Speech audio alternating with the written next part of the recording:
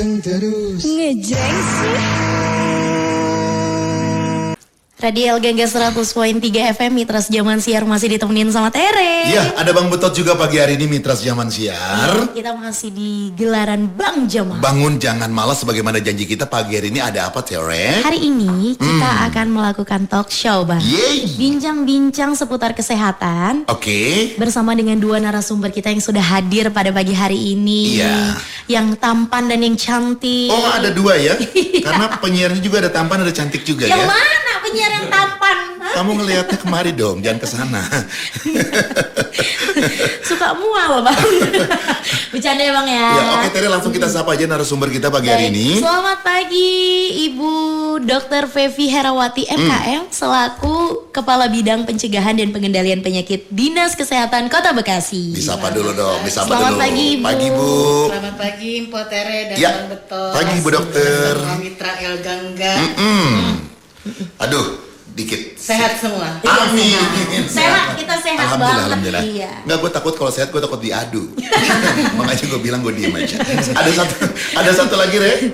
Ya, lalu narasumber kita yang kedua ada Dr. Kurnianto, SPPD selaku Ketua Seksi Ilmiah PAPDI atau biasa disebut dengan Perhimpunan Ahli Penyakit Dalam Kota Bekasi. Masya Allah, Selamat pagi, Pak Dr. Dokter. Kurnianto, Pak Dokter. Semangat pagi semuanya. Asik. Selamat pagi Bang Betot, Iya, Pak Tere, Selamat Dokter pagi. Fevi dan Pagi, juga tentunya Dok. Mitra El Gangga.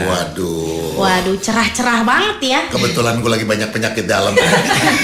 Hari ini gue yang lagi gue tunggu-tunggu datang juga, Re. Dalamnya yang mana? Dalam kantong apa nih? Ini ada dua, Re. Oke Ya. deh.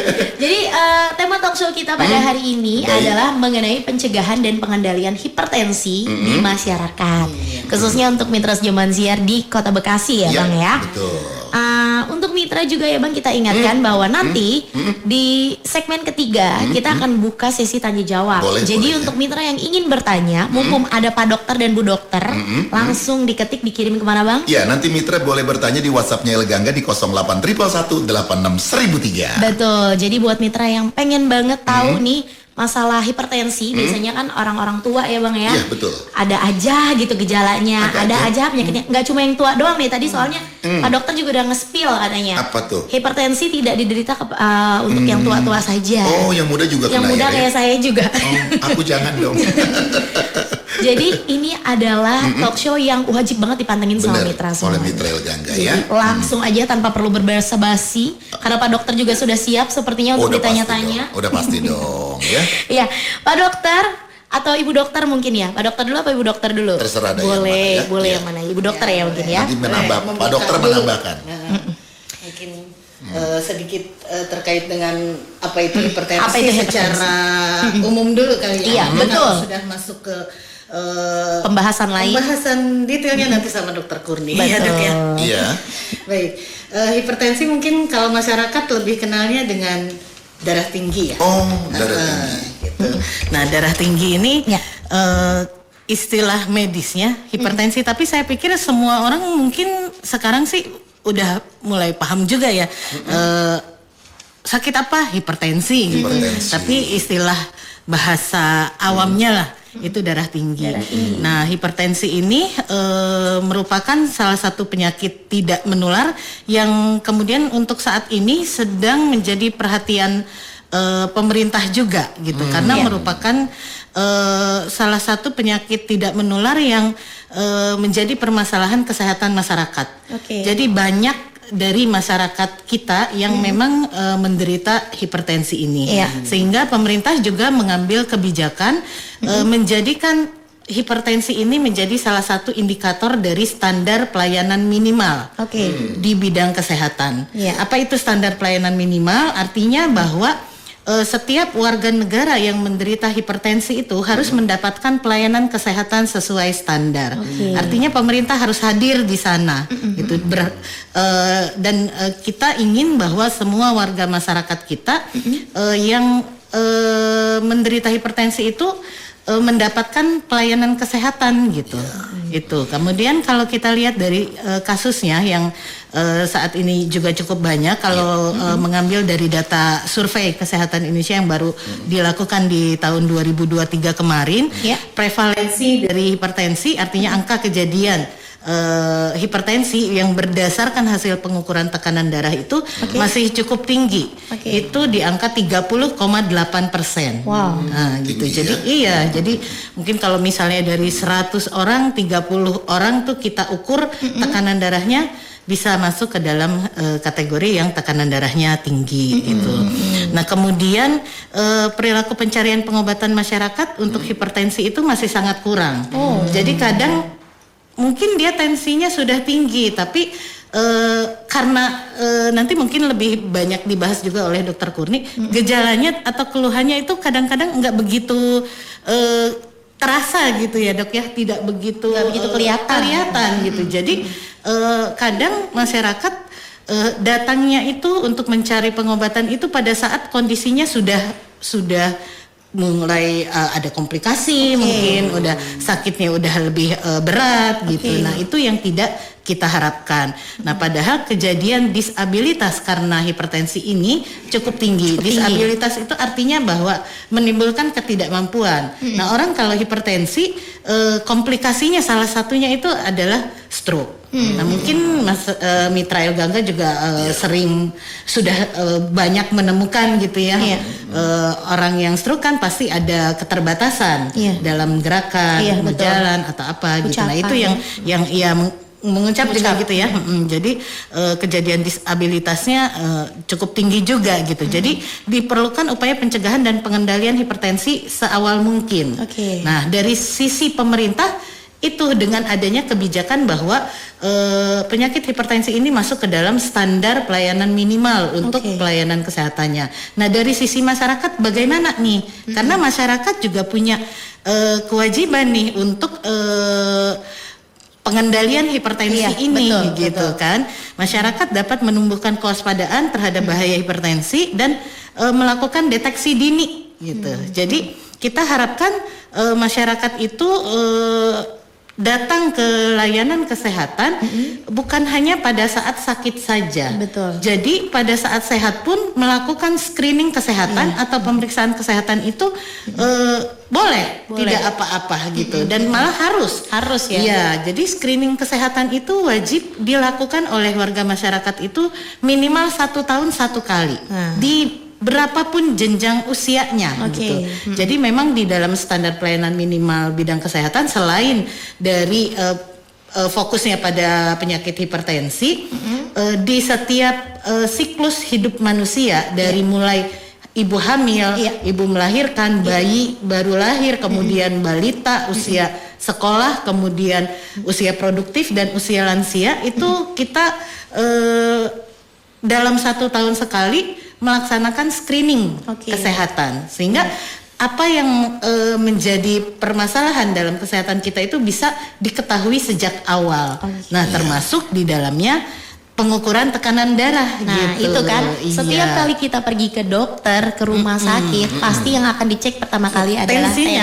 Gitu ya. Rata-rata kan seperti itu gitu. Jadi untuk masyarakat juga lebih paham, lebih mengetahui terkait dengan hipertensi, salah satu upaya kami seperti sekarang ini kita melakukan edukasi atau memberikan informasi terkait dengan hipertensi dari mulai nanti gejalanya, kemudian pemeriksaannya apa saja yang perlu dilakukan, pengobatannya seperti apa dan pencegahannya serta pengendaliannya. Betul begitu ya. Mungkin Mbak Tere. Siap. Terima kasih untuk Dokter Fevi yang sudah menjelaskan apa nih sebenarnya hipertensi itu sendiri. Gitu.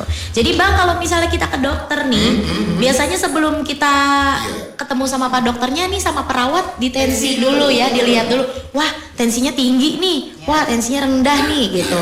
Nah, kalau untuk faktor-faktor sendiri nih terjadinya hipertensi itu seperti apa nih faktor-faktornya ini? Faktor resiko ya. Faktor resikonya ini. Sama Dokter Kurni. Oke. Boleh Pak Dokter. Baik, terima kasih Potere. Jadi Tadi udah dijelasin ya sama Dokter Fevi ya. Iya. Hipertensi itu banyak banget gitu Wow. ya, banyak banget. Pak dokter, kepala saya pusing. Nah, Nah. ini dia. Pak dokter, leher saya tegang. Ini dia. Sering nih kayaknya nih. Sering nih. Kayaknya tensi saya naik deh. Nah, teman-teman mitra El Gangga ya, bahwa hipertensi atau tekanan darah tinggi itu bukan diagnosis yang dirasa-rasa. Oke. Jadi untuk tahu betul seseorang menderita hipertensi itu harus diukur. Iya. Oke, gimana taunya tensinya tinggi kalau nggak diukur? Ya dirasa-rasa aja ya. Mbok Tere juga sehari-hari nih kalau mabang betot pusing Iya, juga ya nggak? pusing. Pusing seharian. Terus belum berarti Darah tinggi ya. Belum tentu. Belum tentu. Jadi karena tadi Dokter Fevi bilang sangat banyak banget ya 30% di Indonesia tahun 2023. Kalau nggak diukur ya nggak tahu. Iya. Makanya dibilang hipertensi itu silent killer, pembunuh diem-diem itu. Tiba-tiba stroke, tiba-tiba serangan jantung, datang-datang cuci darah. Nah, gitu. Jadi Bahaya sekali ini, Dok. Mitra El Gangga mulai sekarang harus ukur tekanan darahnya. Harus ukur tekanan darah. Nah, kalau udah diukur nih, berapa sih Pak Dokter yang dibilang hipertensi? Nah, Berapa tuh ya? kita mesti tahu nih ya, bahwa tekanan darah normal sudah disepakati bahwa rata-rata tekanan darah normal adalah di bawah 130/80. Oke. 130/80 untuk normal. Normal. Oke, di bawah itu. Di Oke. bawah. Mulai dari 130/80 sampai 140/90. Oke. Hati-hati. Waduh. Sudah warning. Sudah ada peringatan ya. Peringatan. Itu namanya prehipertensi. Masih prehipertensi. Iya. Prehipertensi dicuekin, hipertensi beneran. Nah, Jadi jangan dicuekin. Nakal Jangan dicuekin. ya. Nakal itu ya. Kalau udah lebih dari 140/90 diukur, diulang 100 kali diukur, nggak percaya sama dokter, pergi kemana-mana sama ya udah darah tinggi lo gitu. benar. Itu dia dengan tidak percaya itu udah darah tinggi itu dong. Gitu. Iya. Jadi secara definisi dulu Mitra El Gangga harus paham gitu ya. Nah tadi Pak Tere nanya nih, Iya. siapa aja dong yang bisa jadi kena darah tinggi? Iya, betul. Faktor resiko kita Faktor bilang resiko, ya. gitu ya. Jadi ada dua hal yang perlu kita pahami. Ada yang disebut sebagai faktor resiko yang tidak bisa diubah, pemberian Tuhan yang Maha Esa. Yang kedua adalah faktor yang bisa kita ubah, yang mulai dari diri sendiri bisa mengubahnya sendiri, gitu. Nah, yang tidak bisa diubah atau yang tidak bisa dimodifikasi satu umur. Makin tua, makin beresiko. Untuk terkena hipertensi ini Yes. dokter ya. Yang kedua, jenis kelamin. Katanya cowok lebih sering daripada cewek. Nah, Bang Betot udah ngukur belum nih Bang Betot nih? Aduh, takut pada. Jadi takut saya. Indonesia gitu tuh dok. Tenang. Tenang, enggak. Iya. Poterin ntar kebagian ntar. Iya. Saya dulu ya. Iya. Baik, lelaki Kalau dulu. bisa jangan dibagi-bagi dong. Yang kedua, riwayat. Ya, orang tuanya darah tinggi. Dok, orang tua saya nggak ada darah tinggi. Iya. Kakek nenek. Kakek nenek jangan lupa masih bisa lompat dia. Masih bisa lompat, ya. Terus, dok nggak ada yang darah tinggi di keluarga, tapi ada yang gula, ada yang sakit jantung, ada yang stroke, ada yang ginjal. Kita bisa bawa genetik dan beresiko untuk menjadi darah tinggi. Oke. Nah, tadi yang nggak bisa kita Iya, utak-atik nggak bisa tuh. utak-atik ya. Nah, yang satu lagi bisa kita Bisa. utak-atik. Bisa. Apa tuh, Dok? Nah, yang pertama nih, berat badan. Nah, Berat badan. Kena lagi. ini perbincangan edukasi kita lebih mengarah ke Bang Betot sih. Kayaknya saya jadi praktek ya. Iya, iya. Yang kedua merokok. Nah, Waduh, Bang Betot lagi. betot lagi baik. tapi jarang-jarang sih, saya lihatnya jarang. Udah Jarang ya, sudah jarang. jarang kosong ya ini ya. Yang berikutnya adalah makan garamnya atau konsumsi asupan garamnya terlalu berlebihan. Jadi seneng yang asin-asin Iya. gitu ya. Terus yang berikutnya minum alkohol dan yang nggak kalah pentingnya tuh mager, Kurang aktivitas ya. kurang aktivitas dan olahraga. Itu pengaruh juga dokter ternyata ya. Ngaruh dong. Kan sudah kita ingatkan bahwa olahraga itu penting ya, Dok ya. Sehari berapa minimal berapa lama, Dok, kalau olahraga? Dok? Jadi, nah ini mungkin Mitra El Gangga belum tahu ya, atau mungkin sebagian sudah tahu bahwa yang kita rekomendasikan dari tenaga kesehatan tuh setiap orang sebaiknya melakukan aktivitas atau olahraga ringan sampai sedang itu 150 menit per minggu. 150 menit. Per minggu. Nah, itu bisa dibagi-bagi tuh. Iya, Misalnya hari ini 30 menit, skip nanti 2 hari lagi 30 menit. 30 menit lagi. Pokoknya totalnya seminggu 150 menit. 150. Olahraganya apa? Bisa jalan kaki, bisa jogging ringan Jogging gitu. ringan. Dan yang satu lagi 75 menit per minggu untuk latihan yang lebih sedang. Misalnya latihan beban, itu wajib juga. Oke, jadi hal-hal yang tadi dokter ucapkan ya, seperti kelebihan berat badan, merokok, konsumsi garam yang berlebihan, alkohol dan juga kurang aktivitas, itu salah satu penyebab hipertensi itu datang nih ke tubuh ya. Berarti kalau misalnya kita mulai rajin berolahraga, mengurangi menghisap yang seperti itu, ya, terus udah mulai diet gitu ya, Dok ya, mengurangi berat badan, minimal kita ada pencegahan ya berarti ya, Dok ya. Nah, untuk gejala hipertensinya sendiri nih apa nih, Dok nih, yang paling umum dan paling sering yang kelihatan gitu lah, Dok ya, yang paling sering dikeluhkan gitu biasanya gejalanya. Oke, jadi tadi Dokter Vivi bilang bahwa komplikasinya kan banyak ya. Iya. Kenapa banyak komplikasinya? Karena pasien nggak sadar dia hipertensi. Nah, Oke, tadi saya sampaikan bahwa hipertensi bukan penyakit yang dirasa-rasa, tapi harus ditegakkan dengan diukur gitu. Nah, iya, itu. Jadi kalau Pok Tere nanya apa sih keluhan orang darah tinggi, sebetulnya Umumnya. nggak ada yang spesifik. Nggak Nggak ada yang spesifik. Bahkan ada orang yang tensinya 180 ada keluhan, Pak. Nggak ada, ada. Dok. Gitu.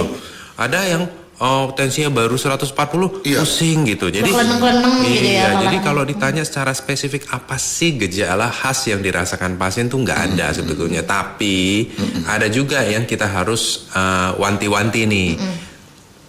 Pagi sehat-sehat aja nih. Siang tiba-tiba pusing, sakit Pusing. kepala berat. Coba diukur tensinya. Jangan-jangan dia sebetulnya udah tensinya udah tinggi lama tapi mendadak tinggi banget gitu. Itu satu-satunya gejala yang pasien tuh sering mengeluh datang ke dokter. Mungkin itu bisa jadi patokan. Tapi gejala-gejala lain yang tidak kalah kita perlu sadari, misalnya kok penglihatan saya mulai menurun ya. oh penglihatan ya, Dok? Iya, walaupun nggak spesifik, tapi bisa jadi sebenarnya sudah mengalami komplikasi. Kemudian kok belakangan cepet capek ya, kok kayak sering berdebar-debar ya, atau kok kaki bengkak ya. Kaki Nah, Sering kesemutan gitu, Dok? bisa juga. Bisa juga ya? Jadi tidak ada gejala yang sangat spesifik. Wah, ini darah tinggi, enggak. Tadi seperti yang saya sampaikan harus diukur, Pok Tere. Oke. Jadi punya alat buat mengukur tensi juga sebetulnya ini juga ya, Dok ya, di rumah ya. Perlu juga ya, penting juga ya gitu. Nah, Bang, nanti kita lanjut lagi ya Pak Dokter dan Bu Dokter ya. Karena ada yang mau lewat dulu. Iya. Jadi buat Mitra Sejaman Siar ini perbincangannya semakin menarik, semakin penting dan semoga Mitra Sejaman Siar ada yang mau nanya nih nanti nih. Udah Boleh, banyak nih boleh, pertanyaan boleh, yang boleh. sudah masuk. Tapi nanti sabar Mitra ya. Nanti di segmen 2 segmen lagi. Oke. Nah, sekarang kita mau jeda dulu. Iya. Jadi buat Mitra jangan kemana-mana. Kemana-mana jangan. Tetap di gelaran Bang Jamal. Bangun jangan malas. Panteng terus. Kembali lagi di gelaran Bang Jamal. Bangun jangan males. Masih bersama dengan Tere. Ada Bang Betot juga. Dan juga masih bersama dengan Dr. Vivi Herawati MKM. Dan juga Dr. Kurnianto SPPD. Kita sedang berbincang bersama Dinas Kesehatan Kota Bekasi dengan tema pencegahan dan pengendalian hipertensi di masyarakat. Iya. Ya, tadi Bu Dokter punten tadi saya ada sebut kalau masyarakat nih kayaknya perlu punya alat tensi ya. Sebenarnya itu perlu apa enggak, penting apa enggak gitu Bu Dokter? Himbauannya gimana gitu Bu? Boleh aja, perlu aja. Tapi tetap harus kita lihat juga, artinya jangan jadi dokter sendiri juga nih gitu. Iya, betul, Pada betul. saat kita menemukan angka yang mungkin, nah ini gimana nih, udah tinggi atau angkanya tinggi atau enggak gitu, atau baik-baik saja, tetap harus dikonsultasikan ke dokter gitu. Kan kalau di Kota Bekasi untuk fasilitas kesehatan itu tidak kurang, gitu ya, karena puskesmas pun ada di hampir setiap kelurahan. Betul. Kemarin kita juga baru meresmikan untuk operasional 3 puskesmas baru. Jadi dari 56 kelurahan yang ada di Kota Bekasi sudah ada 53 puskesmas. Jadi tinggal kurang 3 kelurahan lagi aja, gitu ya.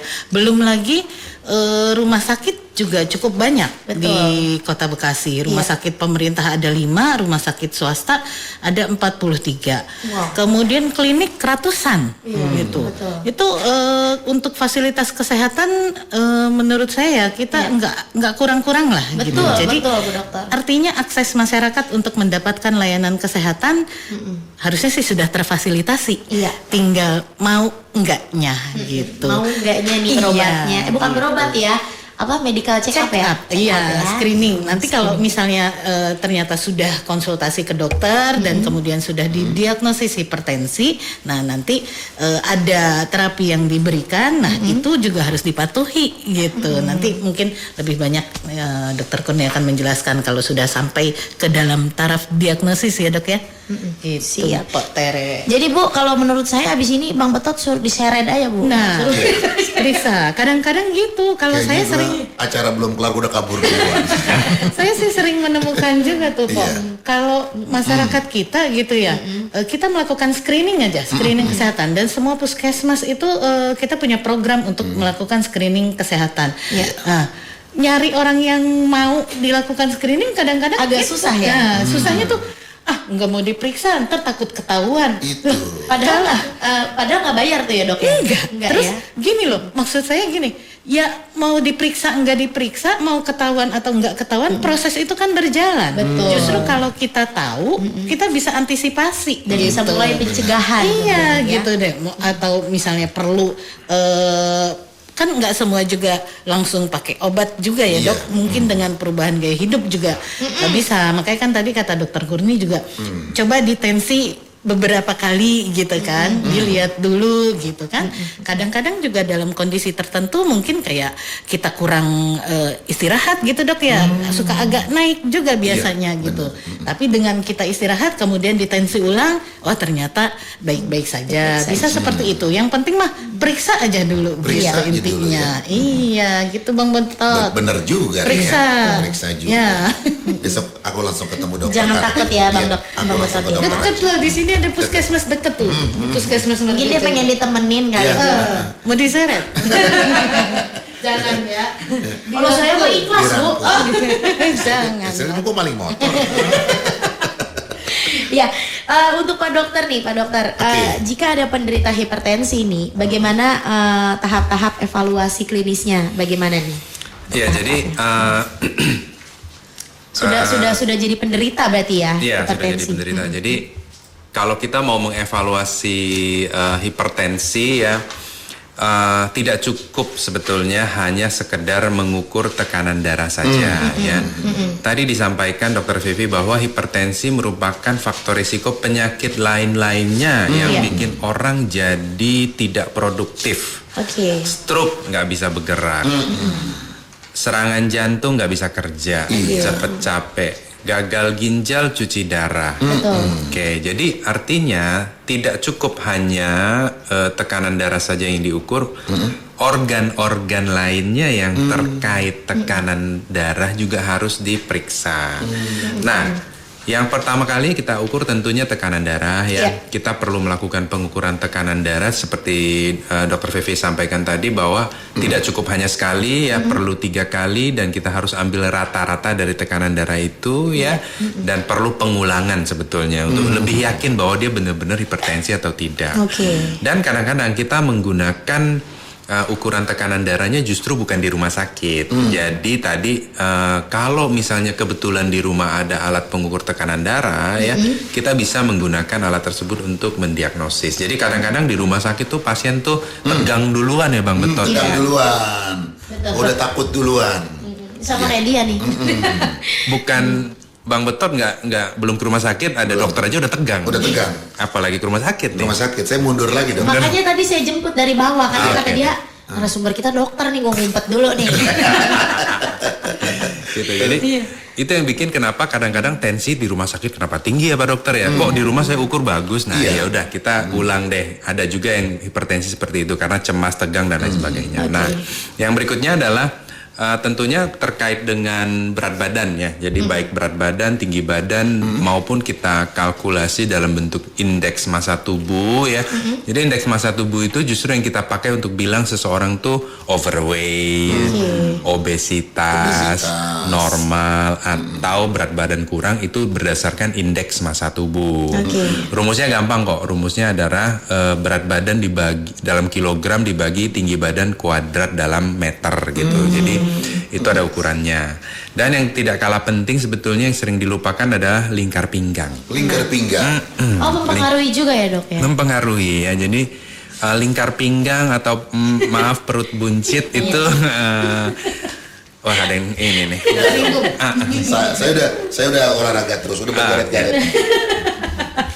Oke, jadi sangat penting juga untuk dievaluasi. Nah, baru berikutnya kita akan menilai melakukan pemeriksaan fisik itu baik dari matanya, jantungnya, ginjalnya, otaknya dan pembuluh darahnya. Tentunya ada alat-alat khusus yang kita gunakan untuk mengevaluasi ini jantungnya bagus nggak, ginjal juga untuk pemeriksaan darahnya, matanya menggunakan alat, otaknya ada tes-tes tertentu dan juga pembuluh darah tepi ya yang seringkali dilupakan. Nah, itulah yang kita evaluasi secara komprehensif.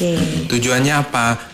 Kalau sekarang darah tinggi, mudah-mudahan umur panjang, bisa kerja, cari uang, keluarga aman, tentram. Begitu ya Dokter Fevi ya? Betul. Gitu ya. Banyak juga ya kalau kita sehat ternyata gitu ya. Iya. Ya jadi setelah tahu nih kita punya hipertensi, ada baiknya kita langsung melakukan pengecekan tadi ya dok ya, seperti jantung, ginjal, mata, otaknya gitu, supaya tidak ada penyakit komplikasi lainnya seperti itu. Nah, Betul sekali. untuk pemeriksaan penunjangnya biasanya apa aja nih yang harus dilakukan? Biasanya pemeriksaan apa? Jadi ini sebetulnya ini apa namanya tidak mutlak semua yang harus kita kerjakan ya, karena dalam pada level screening ya atau levelnya berbasis komunitas itu nggak semuanya bisa kita kerjakan ya. Nah tapi kalau ada hal-hal yang kita curigai, dokter yang kita curigai, wah ini bapak datang dengan keluhan sesek nih, darah tinggi, tensi 190, sesek nafas. Nah, kita perlu ronsen, kita perlu rekam jantung, kita perlu cek darah untuk lihat fungsi ginjalnya. Pak dokter tiba-tiba saya buram nggak bisa lihat mendadak. Gitu. Nah itu perlu dilakukan pemeriksaan mata oleh dokter mata dan juga kalau memang jantungnya sudah agak bermasalah ya dapat dipertimbangkan untuk pemeriksaan CT scan gitu. Tapi sekali lagi itu kasus per kasus ya, tidak semuanya kita perlu lakukan ya. Setidaknya mengukur tekanan darah, pemeriksaan darah sederhana. Saya rasa sekarang puskesmas sudah sangat maju ya, bisa EKG itu ada, rekam jantung ada, kemudian ada. Saya lihat juga beberapa sudah mulai memeriksakan ureum kreatinin juga gitu. Jadi ureum kreatinin itu menilai fungsi ginjal itu sudah sangat baik sekali sebetulnya. Gitu Mbak Tere. Sudah bisa melakukan deteksi dini ya. hipertensi seperti itu di layanan-layanan kesehatan yang disediakan oleh pemerintah tentunya. Jadi buat mitra jangan males-males nih. Iya. Mulai dari sekarang kita mulai peduli sama diri kita sendiri. Harus gitu. dong, harus Dan harus lo nggak berangkat Bang. Enak aja, gue udah mulai siap untuk Oke. kesehatan. Oke. Bang Nah, Betot ketemu saya sore ini deh ya. Nah. Nah, siap ya. Ya kan, langsung kan. Iya. Makanya untung gue dia udah enggak. Oke. kabur dia dok. Enggak dong. Nah, untuk pencegahan dan pengendaliannya sendiri seperti apa nih dok? Hipertensi ini. Baik, jadi kalau untuk pencegahan ya, berarti kita ini kan kalau pencegahan, kita bicara pencegahan berarti kita orang sehat nih. Iya.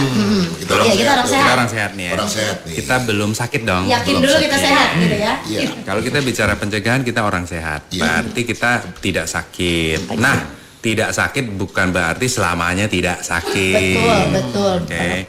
Jadi setidaknya setahun sekali melakukan check up. Iya. Ya, itu yang pertama. Nah, bahkan untuk anak atau orang dengan usia di atas 18 tahun aja setiap tahun sekali sudah perlu dilakukan pengukuran tekanan darah. Jadi screening ukur tekanan darahnya 18 ya. tahun tuh ya. Terus yang kedua, kita lihat diri sendiri nih. Tadi kan udah disampaikan tuh Iya. faktor resiko hipertensi. Iya. Nah, kalau kita ada di antara itu, tolong kita berbenah diri. Kalau berat badan lebih, kita kurangin. Kalau tiap hari gorengannya 5-6 biji ya dikurangi. Ya, kalau kopinya sehari 10 gelas ya dikurangin. Ya, kalau merokok dikurangin sampai dihentikan. Semua ya. dikurangi Enak rokoknya ya. atau perilaku merokoknya dok? Apanya tuh? Yang dikurangi rokoknya atau perilaku Perilaku merokoknya ya. Saya lupa ya. Suka diplesetin ya. Soalnya biasanya perokok tuh bilangnya ini kan saya ngurangin dong. Saya ngurangin, Tadinya dong. panjang jadi pendek. Jadi pendek. Iya. Iya. Tadinya banyak di itunya Dibakar. jadi dikit. Bisa aja jawabannya ya, Bu Biasanya. Dokter. Jadi itu tadi ya, kalau pencegahannya selain daripada olahraga juga, terus lihat juga kita sendiri ada faktor resiko atau tidak, dan kita berupaya mengubah itu gitu ya. Oke. Nah, yang tidak kalah pentingnya itu adalah seperti makanan ya. Makanan tuh kita sebaiknya menghindari sekali makanan-makanan yang terlalu asin ya, makanan dengan kolesterol tinggi ya, daging merah ya, jeroan ya, seafood dan Itu lain yang sebagainya. yang enak-enak ya. Betul. Perbanyak sayur, buah ya, olahraga. Yang sering orang lupa, Apa tuh dok? dokter? manajemen stres. Oh, kalau saya bisa memanage stres tuh. Oke, Iya. good. Yang kedua adalah tidur. Tidur. Nah ini dia yang berantakan nih. Alur tidurnya agak berantakan dia dok nih.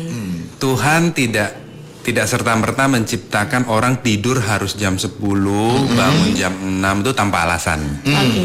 Itu pasti ada alasannya supaya badan kita lebih sehat. Iya. Gitu ya.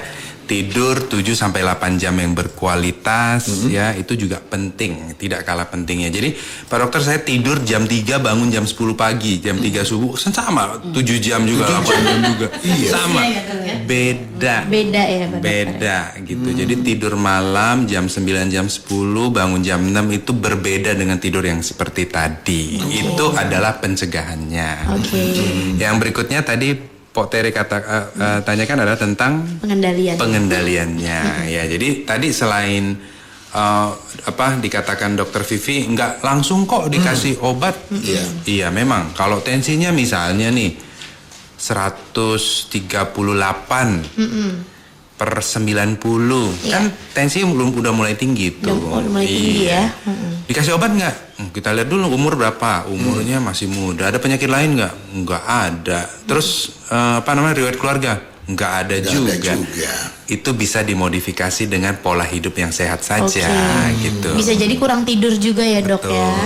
Kurang tidur, Istirahat. banyak cicilan, bikin keributan, gitu. Kok dokter bisa tahu? Iya. Jangan dokter paranormal juga, Re. Dok, Tere ketawanya sampai luar biasa loh. Pak Dokter, mohon maaf kalau cicilan itu emang tema kita mulu tiap hari. Oh gitu ya. Enggak, berarti Pak Dokter dengerin Bang Jamal nih. Bisa tahu ya. Iya. Berarti udah dicek tekanan darah deh. Iya. Berarti cicilan juga termasuk ya. Super puyeng-puyeng gitu. Nah, Iya. ya. Jadi berikutnya kalau misalnya memang tekanan darahnya udah tinggi sekali ya, misalnya lebih dari 160 ya. Terus ya kita sudah mulai harus kasih obat. Iya. Karena kita nggak bisa tuh diamin dia Bapak Ibu olahraga dulu, nggak bisa. Karena udah yakin kita itu dia nggak bakal turun gitu. Dan setelah minum obat juga, nah ini kebiasaan masyarakat nih. Nah. Dok, saya udah minum obat A, dosis sekian. Udah berapa lama Bu? 5 tahun.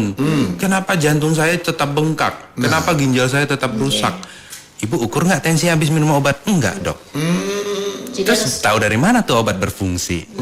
Nah, jadi udah minum obat nggak pernah kontrol, nggak tahu situasi obatnya berhasil mengendalikan tekanan darah atau tidak. Jadi obat dia minum aja tuh obat. Iya, minum terus juga Pak Dokter, tensi saya udah bagus nih, kita berhentiin nggak? Jangan dulu. Jadi kalau kita udah sepakati seseorang itu menderita hipertensi, maka hipertensi merupakan penyakit kronik sebetulnya ya, yang mungkin saat ini bagus dengan obat, mungkin tidak minum obat 2-3 hari lagi tensinya naik. Jadi kita tetap harus minum obat terus. Sebetulnya yang penting tekanan darahnya terkontrol bagus, maka mudah-mudahan mata sehat, jantung sehat, ginjal sehat, otak sehat, duit sehat gitu ya. Itu dia dokter yang Dompet terakhir. sehat. karena bisa bekerja ya dok ya. Betul, kalau kita bisa sehat. bekerja. Kita sehat, kita bisa ngapa-ngapain aja. Masya Allah. Baik. Suka ada ini, Potare, Dokter Kurni, mungkin masyarakat juga kadang kalau minum obat terus takut nanti ginjalnya rusak gitu. Gimana tuh dok? Ya. Oh, saya jadi ikutan kayak Potare ya? Iya. Iya dong, Saya nggak benar, apa-apa. nggak apa-apa. Gak apa-apa. Gak apa-apa dok. Dokter yang bertanya, dokter menjawab. Saya enak. Saya enak. Iya. Ya, harus tahu. Ya, jadi ini juga yang perlu dilurusin di masyarakat ya. Iya, oke. Saya berharap sekali melalui El Gangga, melalui mitra El Gangga ya. Ini merupakan concern saya bertahun-tahun sebagai dokter gitu ya. Jadi masyarakat khawatir minum obat karena takut gagal ginjal. Itu hoax ya. Jadi gini, kalau kita lihat di situs Kementerian Kesehatan, saya sering nunjukin nih yang nulis nih Menteri Kesehatan loh ya, bukan gue loh ya. Iya. Penyebab gagal ginjal nomor 1 di Indonesia diabetes. Oke. Nomor 2 hipertensi. Wow. Nomor 3 dan seterusnya bla bla bla, baru tuh ada obat. Nah, obat nih, saya nggak bilang obat nggak ganggu ginjal, tapi obat apa? Obat yang justru masyarakat sering beli di sehari-hari di apotek, di warung itu. Yang intens Contohnya sering diminum gitu. obat pegelinu, nyeri sendi, obat nyeri kalau minum jangka panjang hati-hati. Ya, obat nyeri jangka panjang Painkiller hati-hati, ya, painkiller ya.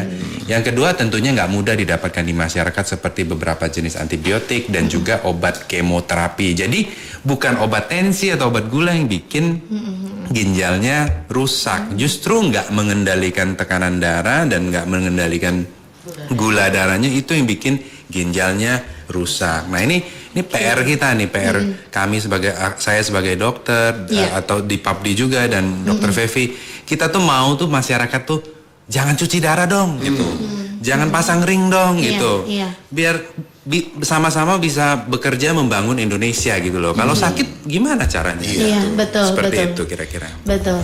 Ini semakin seru ya. Ya, semakin seru. Dan semakin tercerahkan. Kalau Tere sih ini semakin tercerahkan, jadi wah ternyata sebegitu pentingnya ya kita tahu hipertensi Iya, kita, betul. kita harus cek tensi kita, tekanan darah kita. Tapi kita mau jeda dulu, Bu Dokter, Pak Dokter, karena setelah ini akan ada beberapa pertanyaan yang Ya, akan dari kita Mitra bacakan ya. dari Mitra. Oke deh. Jadi jangan kemana-mana, tetap di gelaran Bang Jamal. Bangun jangan malas. Panteng terus. Ngejreng sih. Ya, ketiga. Seru banget Re, ini luar biasa Re. Ya, seru banget ini. Banyak banget hikmah yang gue dapat nih Re. Kalau udah ketemu Pak Dokter, Bu Dokter Re. Hikmah dan nasihat ya. Luar biasa ini Re, Masya Iya. Allah. Ntar sore ditungguin Pak Dokter Iya tuh. siap, gue mau dijanjiin Pak Dokter. Ini WhatsApp-nya udah gue simpen baru. Oke. Siap meluncur nanti sore ya. Oke baik, kita sekarang beralih ke sesi tanya jawab. Ya, baik. Mungkin ada beberapa pertanyaan yang mohon maaf tidak bisa kita bacakan semua ya Bang Iya, ya. iya. Berhubung waktu dan juga tadi sudah kita Baik. jabarkan semua, Pak Dokter juga sudah mungkin sudah pada tahu gitu. Nah ini ada pertanyaan dari Mama siapa nih? Ice Bang Subur. Ice Hubu. Ah ya. Apa benar dok kalau misalnya atau cuma mitos nih kalau kita punya penyakit darah tinggi itu katanya nggak boleh makan daging kambing dok. No. Katanya bisa darah tinggi. Oh, iya. Darahnya bisa naik gitu. Benar gak tuh dok? Ya jadi bisa dibilang benar, bisa juga dibilang mitos. Bingung kan ya? Bingung. Jadi sebetulnya bukan kambingnya sebenarnya Oh, ya, bukan karena kambingnya. karena satu daging merahnya. Jadi Oke. nggak hanya kambing sebetulnya, daging sapi ya, daging kerbau ya. Kalau dikonsumsi dalam jangka panjang dan banyak ya, itu bisa menyebabkan tekanan darah kita tinggi. Oke. Nggak hanya dagingnya loh, tapi bumbu-bumbu di dalam. Nah, Gitu. sebenarnya boleh, Boleh. tapi tidak berlebihan Tidak ya dok. berlebihan. Jadi misalnya ya mungkin apa namanya sebulan mungkin 1-2 kali gitu. Boleh. Porsinya juga tidak berlebihan. Jadi Mitra El Gangga bisa saya katakan itu bisa betul ataupun juga bisa tidak ya, tergantung konteksnya seperti apa.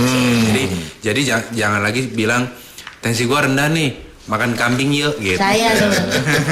Supaya naik, Kambingnya, supaya naik. Kayak saya nggak berani makan kambing. Sampai sekarang itu takutnya itu dok. Ya orang kambing juga lari kan dia. Kan kambingnya udah di sate Mungkin kambing hidup bang. Oke baik Pak Dokter, terima kasih untuk jawabannya. Semoga Ice Ubung bisa Iya. ini ya, bisa mulai ini lagi, pilih-pilih lagi makanan mana yang jangan terlalu banyak dan makanan pokoknya yang bikin kita pola hidupnya lebih sehat lah istilahnya seperti itu. Lalu ada Lia nih di Bekasi Utara nih Pak Dokter, Bu Dokter, Punten mau tanya, orang tua saya setelah melahirkan anak perempuan sering mengalami darah tinggi, padahal sebelumnya tidak pernah ada riwayat darah tinggi nih. Apakah hal ini akan terus terjadi dan bagaimana mengatasinya nih? Ya baik, jadi terima kasih Ibu Ibu Lia. Ibu Lia ya pertanyaannya. Jadi memang ada istilah namanya preeklamsi ataupun eklamsi ya, yang mungkin Bapak Ibu sekalian pernah dengar ya. Jadi tekanan darahnya tinggi saat hamil. Jadi sebelum hamil tensinya normal-normal aja, tapi pas hamil tensinya naik. Itu menjelaskannya memang sangat kompleks karena berhubungan dengan neuron, zat-zat tertentu di dalam tubuh kita.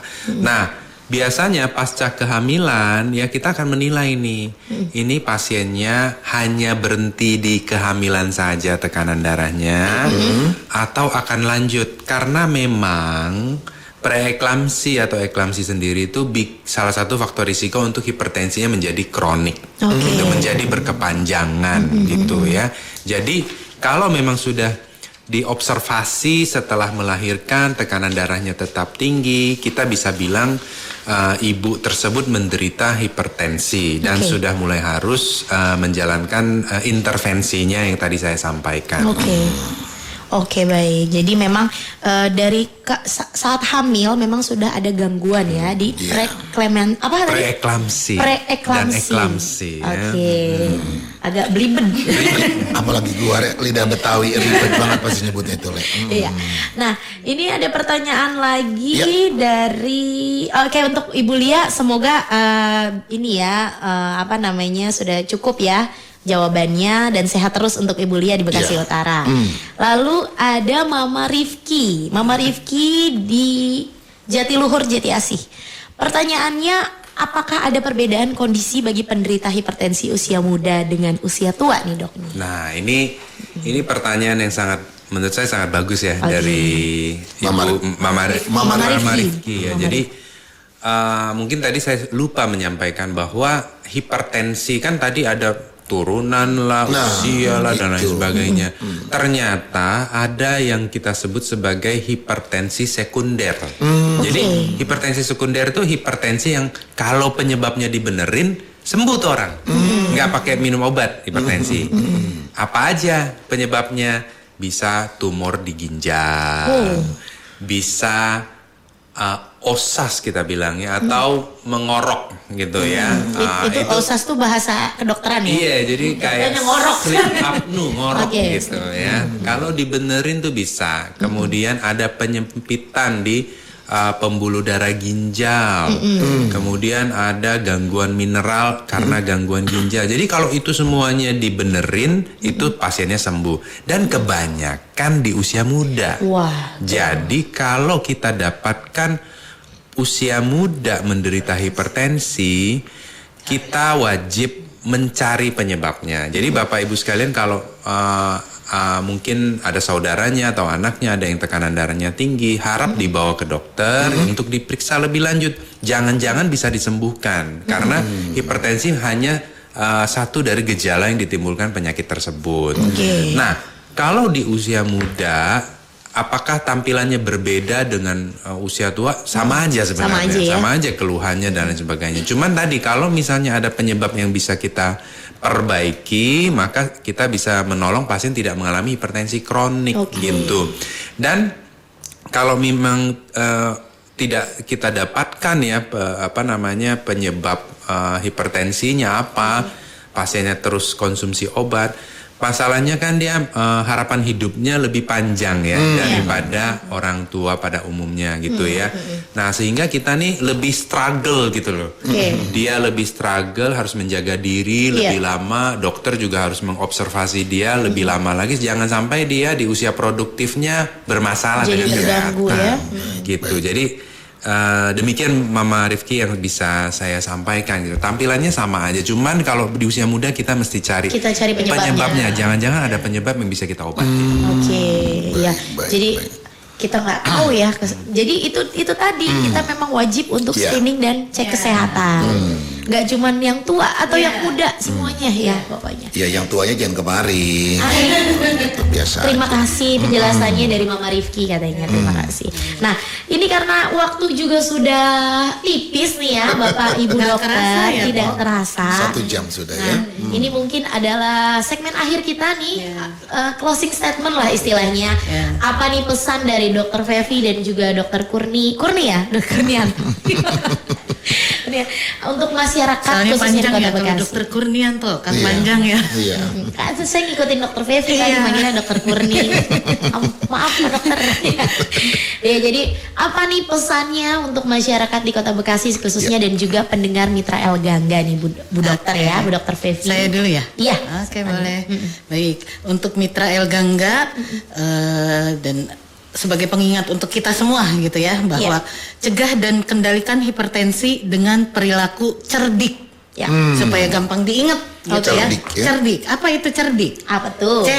Cek kesehatan secara rutin. Nah, itu tadi. Termasuk nanti cek tekanan darahnya, gitu kan. Kemudian yang kedua enyahkan asap rokok. Enyahkan asap rokok. Nah, itu saya. Jadi yang merokoknya juga nggak boleh di ini kan ya, maksudnya. Kemudian juga kadang ada dia tidak perokok dok, tapi dia perokok pasif gitu. Jadi asapnya kebagian tuh. Nah, itu akan terkena dampaknya juga gitu. Makanya enyahkan asap rokok. Terus kemudian yang R-nya, rajin aktivitas fisik. Nah tadi Dokter Kurni sudah menyampaikan sebenarnya berapa lama sih kita melakukan aktivitas fisik. Kemudian D, diet seimbang. Tadi juga Dokter Kurni sudah menyampaikan bukan salah makanannya sebenarnya gitu ya, asal dikonsumsinya tidak berlebihan ya nggak masalah gitu kan. Aman-aman aja. Jadi diet seimbang artinya kita mengkonsumsi makanan juga beraneka ragam. Semuanya juga tidak ada dalam porsi yang berlebihan. Kemudian tadi banyak minum air putih juga. Kemudian perbanyak makan sayur dan buah yang seperti itu masuk ke dalam diet seimbang. Kemudian I, istirahat cukup. Nah, tidur 7 sampai 8 jam. Jangan begadang mulu, tapi perlu diingat juga yang tadi Dokter Kurni sampaikan, di waktu yang mana gitu kan. Waktu yang mana? Karena kalau kita cuma berhenti di 7 sampai 8 jam, kalau misalnya diputer belum tentu juga bisa sesuai juga gitu ya dok ya waktunya. Kemudian yang terakhir kelola stres. Kelola stres. Hal yang mungkin memang buat masyarakat Indonesia belum terlalu menjadi perhatian, padahal itu termasuk yang paling penting ya. Termasuk mikirin cicilan-cicilan tadi tuh. Gitu kan? Bener. Iya, Yang buat bisa stres membuat itu. tekanan darah menjadi Naik banget itu. gitu ya. Iya, betul, Nah itu betul. jadi mencegahnya dengan perilaku cerdik. Betul. Itu mungkin dari kami seperti itu nanti. Ya silakan Pak Dokter tambahkan lagi. Terima Pak Dokter. kasih Dokter Fevi. Wih, luar biasa ya. Lalu Dokter Kurni nih, apa nih pesannya Ya, untuk masyarakat? pesannya buat masyarakat adalah hipertensi merupakan penyakit kronik yang tadi kita bisa katakan silent killer gitu ya. Iya. Nggak dirasa-rasa, kemudian tiba-tiba ambruk gitu ya. Karena penyakit ini bisa menyebabkan gangguan multi organ ya di tubuh kita ya. Untuk pemeriksaan berkala, kemudian konsumsi obat teratur dan juga capai tekanan darah yang kita kehendaki ya, yang artinya itu adalah normal ya. Kemudian tidak lupa tadi gaya hidup sehat ya, dari makanan, olahraga ya, kelola stres itu sangat penting. Mudah-mudahan ya kalau tekanan darahnya bagus, Iya. semuanya bagus, maka Bapak Ibu mitra El Gangga sekalian yang kita cintai itu bisa sehat, produktif dan berbahagia. Terima Amin. kasih. Masya Allah. Jadi itu pesan yang sangat ini ya, Waduh. harus harus introspeksi kita nih ya, Iya. sebagai masyarakat tentunya yang sering melupakan gimana pola hidup sehat ya Pak Dokter ya. Saya juga masih jujur aja, saya tidur kadang masih suka di atas jam 11. Makan masih senengnya yang Soalnya dia enak-enak dokter gitu. kalau suaminya nggak ronda, yang ronda dia Pak Dokter. Jadi dia tidur malam Pak Dokter. Dia saking sayang sama suami tidur di rumah, dia yang di pos ronda. Inilah istri yang perlu dicontoh. Bicara ya Pak Dokter ya. Bu Dokter emang gini dia modelnya. Oke deh. Tidak terasa 1 Ya, jam ya, baik. kita sudah berbincang-bincang bersama dengan Dinas Kesehatan Kota Bekasi, bersama dengan Dr. Fevi Herawati MKM selaku Kepala Bidang Pencegahan dan Pengendalian Penyakit Dinas Kesehatan Kota Bekasi, juga bersama dengan Dr. Kurnianto SPPD selaku Ketua Seksi Ilmiah PAPDI, Perhimpunan Ahli Penyakit Dalam Kota Bekasi. Semoga apapun yang kita perbincangkan Ya. hari ini bisa menjadi manfaat untuk Manfaatnya banyak banyak banget. mitra sejaman siar yang mendengarkan. Jadi terima kasih hatur nuhun Dokter Fevi dan juga Dokter Kurni. Mohon maaf kalau ada salah-salah kata ya. Semoga nanti ada kesempatan untuk berbincang Ya, kembali. baik. Nah, kita mau pulang Oke, kita mau balik karena Mitra. udah jam 10. Karena Bang Jamal itu dari jam 6 sampai jam 10 aja Iya, ya. jadi besok Bang Betot Iya, besok kita ketemu ada lagi. yang nemenin. Oke, besok ya. Karena aku hari ini mau Iya, tugas. mau tugas. Boleh. Selamat jalan. Seperti lagunya Oleh-oleh. Hati-hati di jalan. Sebenarnya bisa oleh-oleh, lu maksudnya minta oleh-oleh, Bang? Lagunya Oleh-oleh. Hati-hati di jalan. Oke, siap. Oke deh, sebentar lagi ada orkes jilid 1 ya, ya. Betul, yang mau Mitra? request lagu pop Indonesia langsung Boleh, aja langsung dikirimin di aja. WhatsApp Niel Gangga. Di mana Bang? Di 0811186003. Silakan, Masih ada ya. Claudia yang bakal nemenin ya. Baik. Jadi buat mitra sejaman siar, hatur nuhun yang sudah Semuanya, bergabung. terima kasih buat Selamat semuanya. beraktivitas buat Oke. mitra dimanapun berada. Oke. Yang lagi di perjalanan juga hati-hati di jalan. Oke. Pantunnya apa Bang? Jalan-jalan ke rumah Mang Amit, kita makan tumis. Asik. Mitra sejaman siar, Teres sama Bang Betot izin dulu ya mau pamit. Ya. Biasa kita ketemu lagi di hari Kamis. Assalamualaikum warahmatullahi wabarakatuh.